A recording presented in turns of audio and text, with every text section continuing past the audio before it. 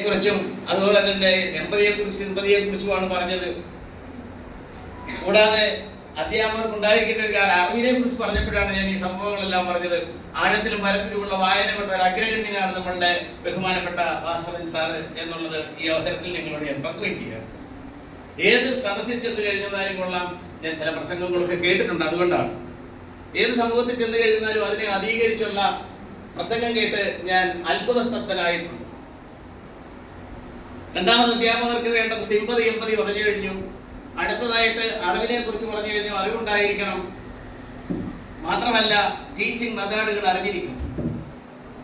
നമ്മുടെ Erattupetta government higher secondary സ്കൂളിന്റെ പിന്നാമ്പുറത്ത് പണിയെടുക്കാൻ വന്ന ഒരു അന്യ സംസ്ഥാന തൊഴിലാളി, അങ്ങനെ പറയുന്നത് ശരിയല്ല എങ്കിലും മനസ്സിലാക്കാൻ പറഞ്ഞതാണ്, അതിഥി തൊഴിലാളി ഇടയ്ക്കിടയ്ക്ക് പിന്നാമ്പുറത്ത് പണിയെടുക്കുന്നതിന്റെ കൂട്ടത്തില് സ്കൂൾ ക്ലാസ്സിലേക്ക് ഒന്ന് നോക്കുന്നത് കണ്ടു. ഇടയ്ക്കിടയ്ക്ക് ക്ലാസ്സിലേക്ക് വന്ന് നോക്കുന്നു.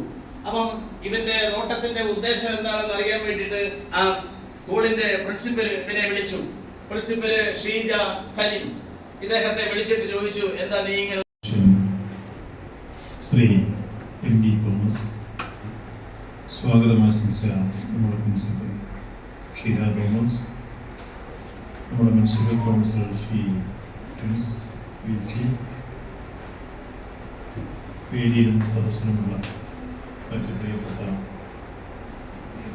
അധ്യാപകരെ, സഹോദരിമാരെ, സുഹൃത്തുക്കളെ,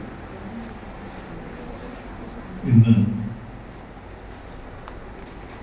മോണ്ടിസോറി TTC സെന്ററിൽ സർട്ടിഫിക്കറ്റ് വിതരണത്തിനായി എത്തിച്ചേരണമെന്ന് ടീച്ചർ കാലക്കൂട്ടി വിളിച്ച് സംസാരിച്ചു.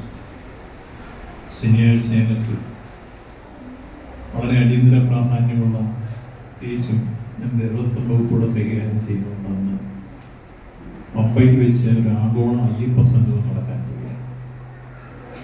അതിൻ്റെ ഒരു സംഘാടക സമിതിയായി ബന്ധപ്പെട്ട മീറ്റിംഗ് ഞാൻ അധ്യക്ഷനായി തന്നെ നടക്കേണ്ടതായിരുന്നു. അതുകൊണ്ടാണ് അന്നത്തെ പരിപാടി മാറ്റിവെച്ചത്. ആഗോള സംഘം, അയ്യപ്പ സംഘം ഇതുവരെ നമ്മുടെ നാട്ടിൽ നടന്നിട്ടില്ലാത്ത ചരിത്രപ്രധാനമായ ഒരു സമ്മേളനം. അതിൽ കേരള, തമിഴ്നാട് മുഖ്യമന്ത്രിമാരും ഗാനഗന്ധർവൻ യേശുദാസ്, അതുപോലെ വീരമണി ഉൾപ്പെടെയുള്ള സെലിബ്രിറ്റീസ് എല്ലാം പങ്കെടുക്കുന്ന, ലോകത്തിൻ്റെ നാനാഭാഗത്ത് നിൽക്കുന്ന ഡെലിഗേറ്റ്സ് ഉൾപ്പെടെയാണ് അതാണ് പ്രാധാന്യം. അതുകൊണ്ടാണ് ഈ പരിപാടി ഉപേക്ഷിച്ച് പോകുന്നത്. ടീച്ചർ ഏതായാലും അത് അനുവദിക്കുകയും അതിന് പകരമായി ഇന്ന് വരാമെന്ന് സമ്മതിക്കുകയും ചെയ്ത് നിങ്ങളുടെ ധാരണയിലാണ് ഇന്നത്തേക്ക് മാറ്റുന്നത്. ഇന്ന് യഥാർത്ഥത്തിൽ ഈ പരിപാടിക്ക് വേണ്ടിയാണ് ഇന്നിവിടെ നിന്ന് അല്ലെങ്കിൽ തിരുവനന്തപുരത്ത് എത്തേണ്ടതുമായിരുന്നു. രാവിലെ ചങ്ങനാശ്ശേരി പരിപാടി കഴിഞ്ഞിട്ട് ഇതിന് കഴിഞ്ഞിട്ട് തിരിച്ചു നടൻ വിജയരാഘവനൊരു അവാർഡ് കൊടുക്കുന്ന ചടങ്ങുണ്ട്. അത് കഴിഞ്ഞ് തിരുവനന്തപുരത്തേക്ക്. അപ്പോൾ ആ രൂപത്തിൽ നിങ്ങൾക്കുണ്ടായ ബുദ്ധിമുട്ട് ക്ഷമിക്കുക എന്ന് പറയാനാണ് ഞാൻ സൂചിപ്പിച്ചത്. പ്രധാനമായും അധ്യാപകരുടെയും വിദ്യാർത്ഥികളുടെയും പരിപാടിയിൽ പങ്കെടുക്കുന്നത് വളരെ സന്തോഷമുള്ള കാര്യമാണ്.